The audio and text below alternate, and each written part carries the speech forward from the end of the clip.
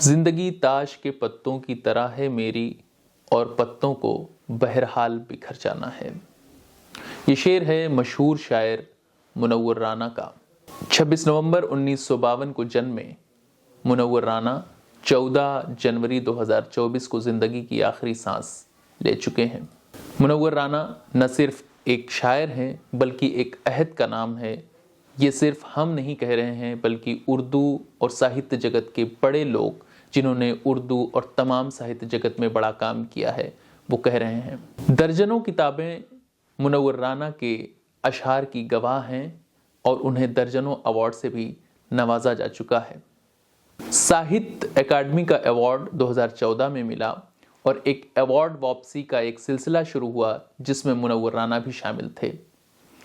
وہ وقت مجھے یاد ہے جب منور رانا نے ایوارڈ کو واپسی کرتے ہوئے ایک شعر کہا تھا۔ وہ شعر آج بھی میرے ذہن میں گونجتا ہے اور میرے خیال سے ہر انسان کے ذہن میں وہ شعر گونجے گا۔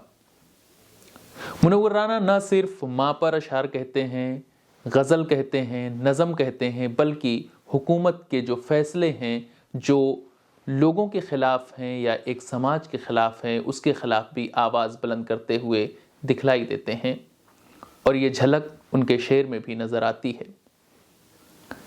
جب ایوارڈ واپسی کی بات شروع ہوئی تو انہوں نے اسٹوڈیو میں ہی یہ شعر کہا تھا کہ مدینے تک میں ہم نے ملک کی خاطر دعا مانگی، کسی سے پوچھ لے اس کو وطن کا درد کہتے ہیں، اگر دنگائیوں پر تیرا کوئی بس نہیں چلتا تو سن لے اے حکومت ہم تجھے نامرد کہتے ہیں۔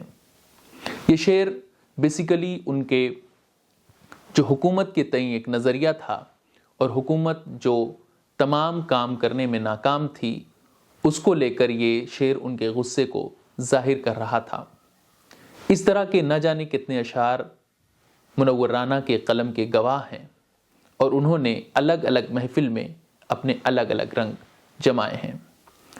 منور رانا کی شاعری کا خاص پہلو یہ ہے کہ انہوں نے محبوبہ پر شعر تو کہا ہی لیکن ماں پر بھی ان کے اشعار کم نہیں ہیں، اور شاید وہ ماں پر اشعار کہنے کی وجہ سے زیادہ مقبول ہوئے۔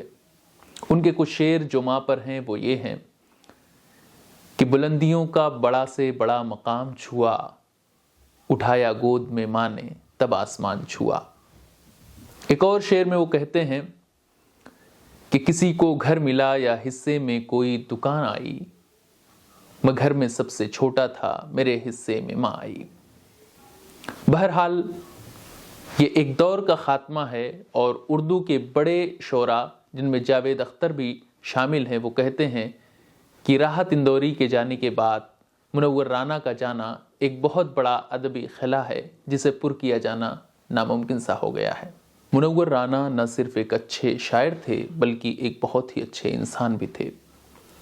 4-5 مرتبہ میری بھی ان سے ملاقات رہی ہے۔ میں ان کے گھر گیا اور ہم اس امید سے گئے تھے کہ 14 سے 15 منٹ 20 منٹ ہم ان سے ملاقات کریں گے، لیکن ان کی بات ایسی ہے کہ آپ گھنٹوں تک ان کا ساتھ نہیں چھوڑ سکتے۔ شعری دنیا کے اور ادبی دنیا کے تمام تر قصے کہانیاں وہ بڑے چاؤ سے سناتے ہیں اور ان کا انداز اتنا نرالا اور پیارا ہوتا ہے کہ آپ کو ایسا محسوس ہوتا ہے کہ جیسے اس شعری نشست کا آپ بھی حصہ رہے ہوں۔ بہرحال اردو کا یہ روشن ستارہ اب غروب ہو چکا ہے۔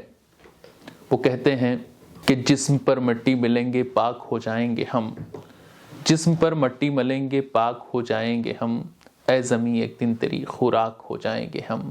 منور رانا اب اس دنیا سے ہمیشہ کے لیے جا چکے ہیں مگر ان کے کارنامے ہمیشہ ہمارے زندگی میں ان کی رمق کو باقی رکھیں گے۔